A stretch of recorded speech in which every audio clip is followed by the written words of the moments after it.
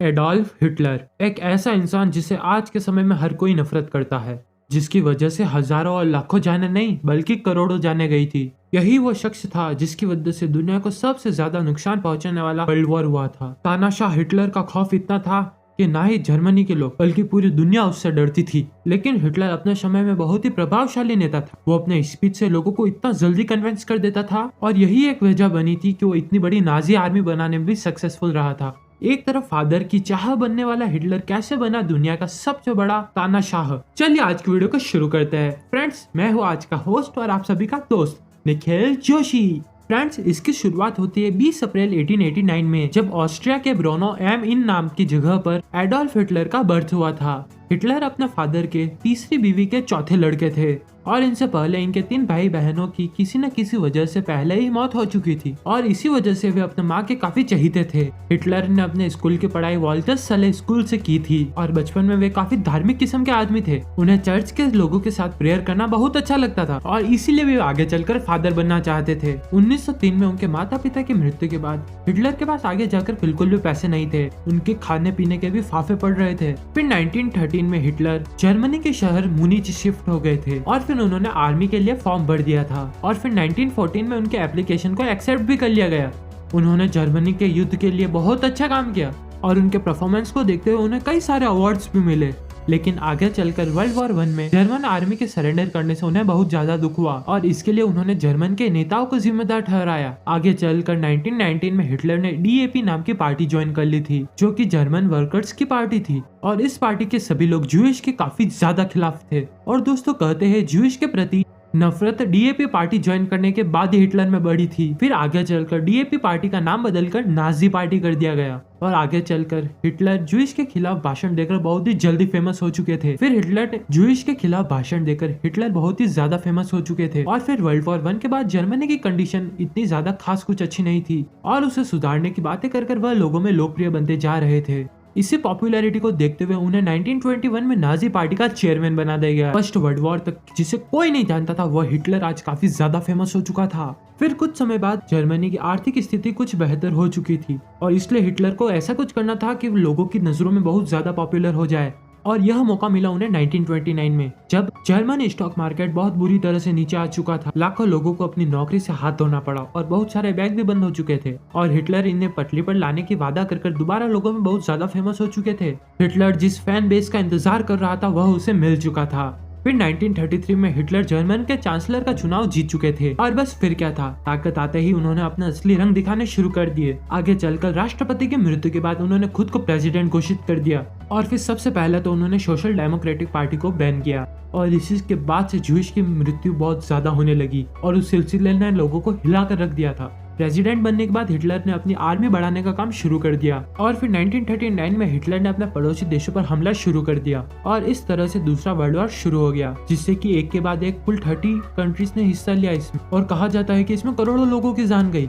और शुरुआत में तो हिटलर की आर्मी काफी ज्यादा अच्छा परफॉर्म कर रही थी, लेकिन जैसे जैसे समय बीतता गया उसकी ताकत कम होने लगी और हिटलर को भी इस बात का अंदाजा होने लगा था और फिर हिटलर ने अपने ही 3 खास लोगों को मौत के घाट उतार डाला और इन मौत की प्लानिंग की शुरुआत हो चुकी थी। हिटलर के मौत के एक दिन पहले 29 अप्रैल 1945 दोपहर के 3 बजे हिटलर अपने ही बाजुओं से अपने पसंदीदा जर्मन शेफर्ड डॉग ब्लॉन्डी का मुंह खोलता है अपने हाथों से साइनाइड के कैप्सूल डालने के लिए। मुंह में कैप्सूल जाते ही ब्लॉन्डी पॉइजन की वजह से उसी वक्त जमीन पर गिर पड़ा और आपको बता दूं कि ब्लॉन्डी वही डॉग थी जिसको हिटलर ने खुद अपने बच्चे के जैसे पाला था। तो बात यहाँ पर यह आती है कि हिटलर खुद अपने बच्चे समान फिगर को कैसे मार सकता है। मैं आपको सच बताऊं तो हिटलर खुद भी इतना कठोर कदम नहीं उठाना चाहता था, पर उसे दिल पर पत्थर रखकर उसे एक कदम उठाना पड़ा क्योंकि उसके पीछे 2 वजह थी। सबसे पहले तो हिटलर उस साइनाइड के जहर की जांच कर रहा था क्योंकि वह उस साइनाइड की गोलियों को 15 घंटे पहले बनी बीवी एवा ब्राउन को खिलाने वाला था और हिटलर नहीं चाहता था कि उसकी मौत के बाद उसके कुत्ते उसकी याद मनाएं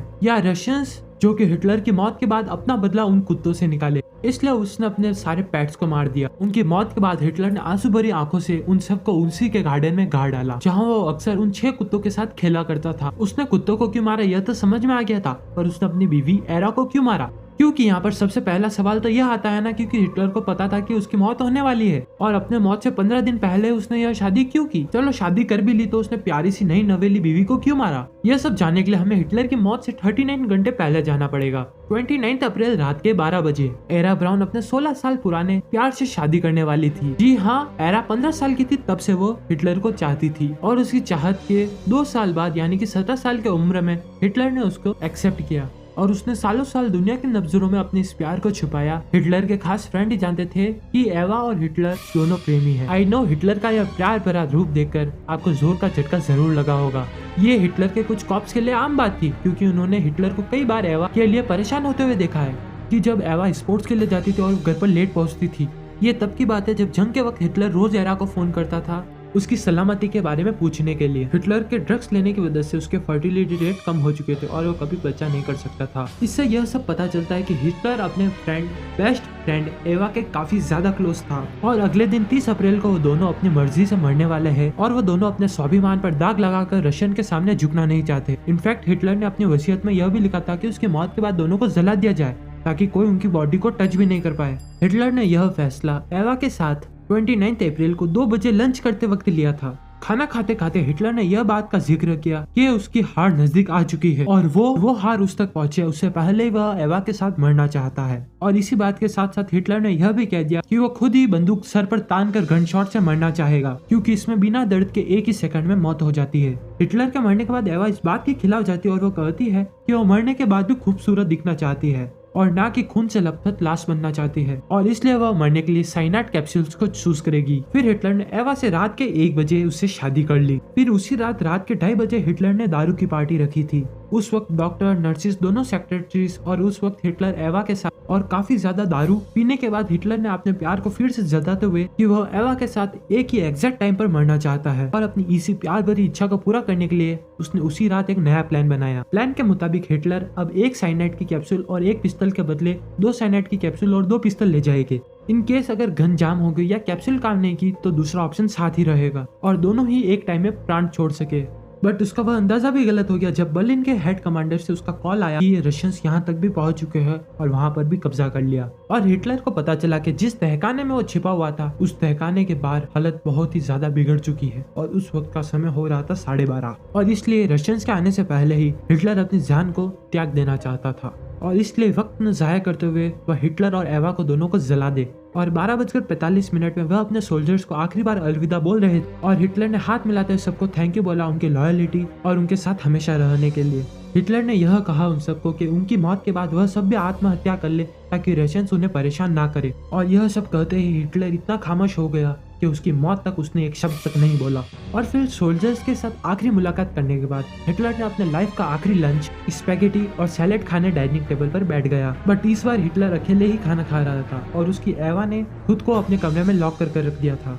एक तरफ हिटलर अपना आखिरी लंच कर रहा था और एवा अपने आखिरी ड्रेस डिसाइड कर रही थी कि वो अपनी मौत के वक्त कौन सी ड्रेस पहनेगी। और एवा ने हिटलर का फेवरेट व्हाइट रोजेस वाला ब्लैक ड्रेस चूज करा और इसके बाद थोड़ा वक्त बीता और एट लास्ट वह वक्त आ ही गया जब दोनों अपनी जिंदगी के आखिरी कुछ सांस लेने वाले थे। The final death time. दोपहर के 3:30 बजे एवा और हिटलर अपने कमरे में जाते हैं और उसके बाद कुछ ही देर में बाहर बैठे सोल्जर्स को एक गन शॉट की आवाज आती है। वह गन शॉट की आवाज सुनते ही उधर लोग मौजूद थे उन सब का वक्त वहीं रुक गया। पूरा का पूरा तहखाना शांत हो गया और रूम के बाद मौजूद सोल्जर सब चुप हो गए और 3:40 तक ना ही कोई कुछ हिला और ना ही कोई कुछ बोला। पर हिटलर की आखिरी इच्छा को तो अमल में लाना ही था और इसलिए हिटलर के खास सोल्जर हिंज और मार्टिन हिटलर के खून से लथपथ रूम में गए, दोनों की लाशों को वहां से उठाया और बर्नआउट कर दिया। और इसी के साथ खत्म हो गई एक तानाशाही रूलर की कहानी, द एडोल्फ हिटलर। फ्रेंड्स, आज की वीडियो में इतना ही। हमारे चैनल को सब्सक्राइब कर बेल आइकन को दबा दीजिएगा और हाँ, इस वीडियो को लाइक करना मत